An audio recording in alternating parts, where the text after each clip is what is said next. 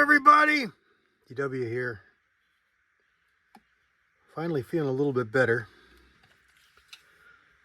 and I got a couple of things in I want to share with you guys. One of them is right here. I didn't do an unboxing or anything because it's not new. It's a used press, and I don't know if I'll do a full video on it or not, but I think most of you know what it is. It's a MEC Marksman single stage reloading press, and I've wanted one for quite a while. I really like the looks of it. I like the build of it. I like everything about it. It's nice and compact and solid. It's just a really well put together press, and it's getting some really good reviews, and a couple of our friends have it and have been using it for years, and well, I finally got one. Had a hard time justifying it because I have so many different presses. I'm not exactly press poor, but you know, you can't have everything new. So I've been holding off, but I saw one come online for sale, and I was almost going to jump on it, and then I saw that there was a sale. MEC changed their, well, I don't know if they changed anything. I didn't realize it. This press comes in two models, or two versions. Same exact press, but one comes with a stand and one comes without. And if you see different pricing, double check what you're looking at, because more than likely, if you find it for like, you know, $80, $75 cheaper, you're looking at just the press. And just the press can be had for a little over 200 bucks.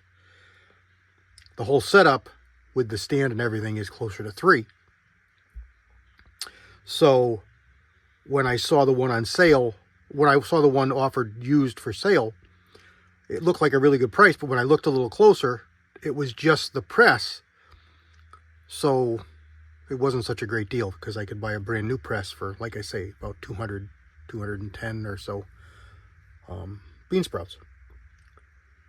So I didn't buy it.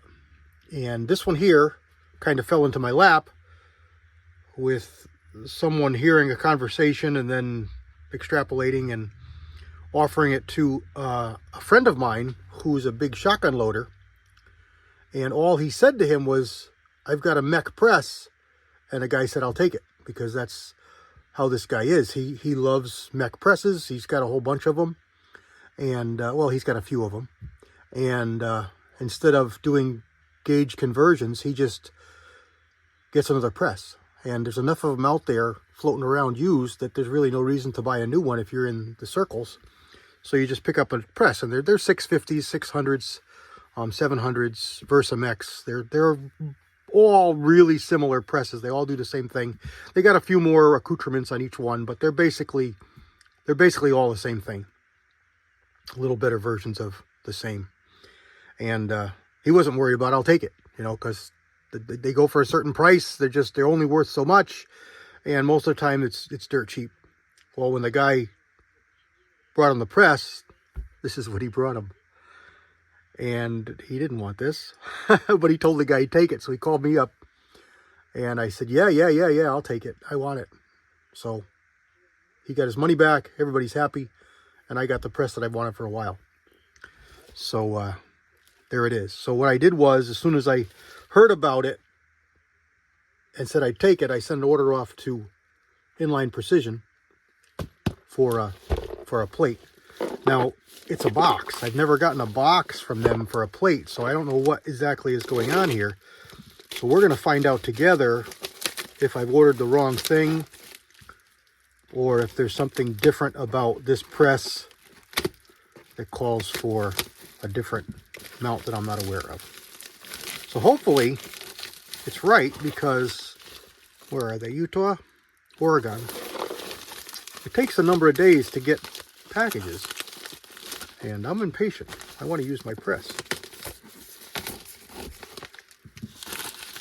So let's make sure that I've got the right pieces parts, and it doesn't have any labels on it whatsoever.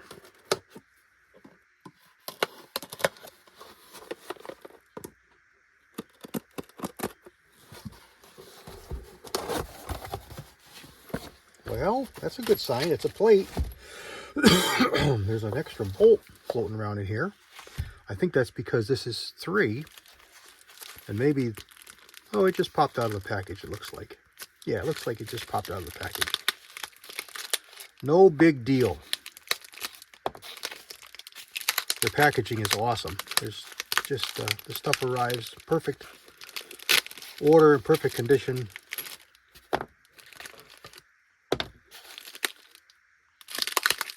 There's another washer here floating around somewhere. If not, I'll have one. Pop some of their tape you've got on here.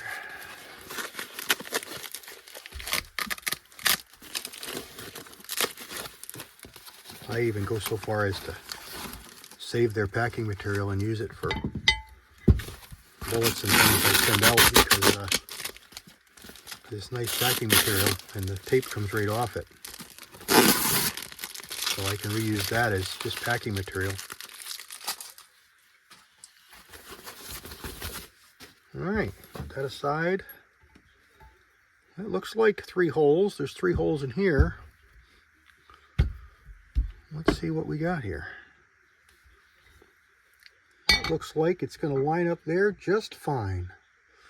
Alright, let me get a wrench and throw this together, and I'll bring you back. There's my other washer. Stand by. Go. 7/16 wrench. And what is this? I don't even know. 3/16 maybe?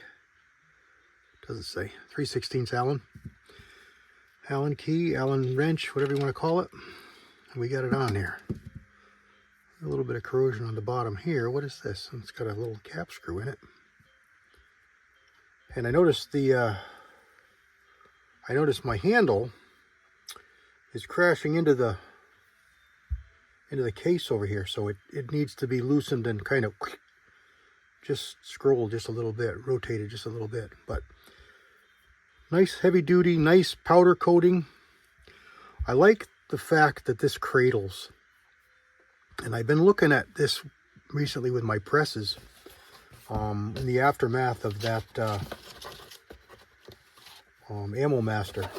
And the Ammo Master has a great big huge ram, and it's split in the middle. Not split, they divide it, and then they put a tendon. So instead of this knuckle wrapping around the outside like most presses do, most presses I have, going all the way back to really old ones, go on either side of the outside of the ram. RCBS chose to put one tendon on the inside, and I think that's faulty, because I think that's what inhibits that or perpetuates that twisting that I find. And I think I might remake the knuckle on that Ammo Master to be this style, so it goes on the outside. I'm going to have to put something in the middle as well, so maybe 3 fingers just for strength wise. If nothing else, I'll have to put a slug in there for strength. But I'm thinking I might do that on the other press. So let's get this mounted on the other bench, and let's get you on a tripod and show you how it looks. Bye-bye. Here we go. You can see here what I'm talking about. It hits the frame right there, and it hits up here. So let's see if we can adjust that. Let's put some thumb screws on here to hold this onto the strong mount. I changed mine out. I like these a little better than the thumb screws. And I also added this light that Walter Bunning told us about. This is available on Amazon. It's got a nice long flexible arm, thumb contact for a switch, and you can put it wherever you want it. I may invest in a light for this one. I know they make a good light that goes up underneath here, and I really find it very valuable. So I may invest in the light in this one. So let's see if we can... Oh, it's not even tight. Not even tight. Okay, good. So we'll adjust this back like this.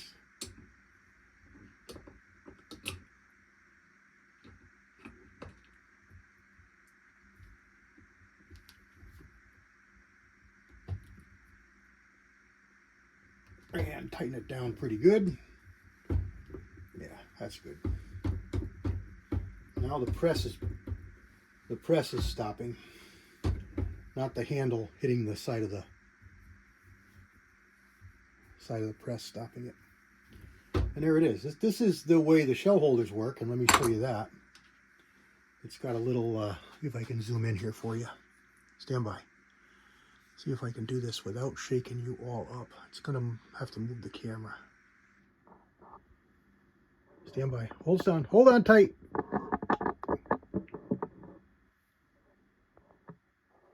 Get you zoomed in there and get you adjusted. Okay. It's got a little, just a metal wire. And it kind of neat how it works because it lets it float. It doesn't really grab it hard. So it lets it align. I kind of like that. And I like the, wow, is it smooth.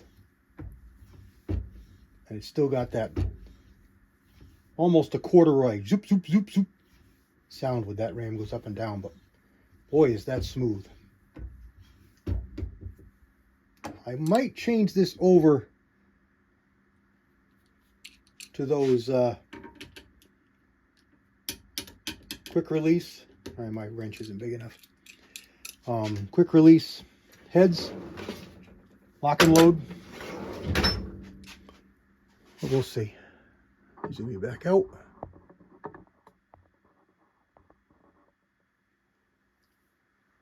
It lets me. There we go. And there we go. There it is in position.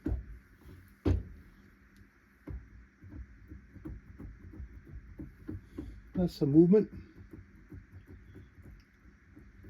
It doesn't really transmit to the top.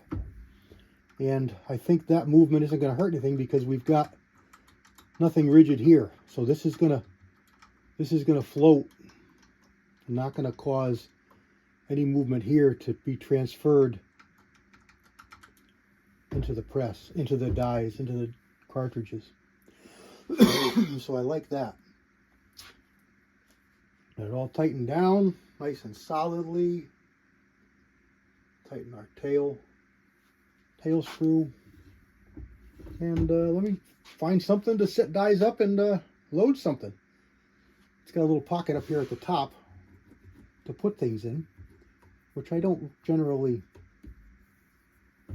do anything like that, but you know, you may find it handy.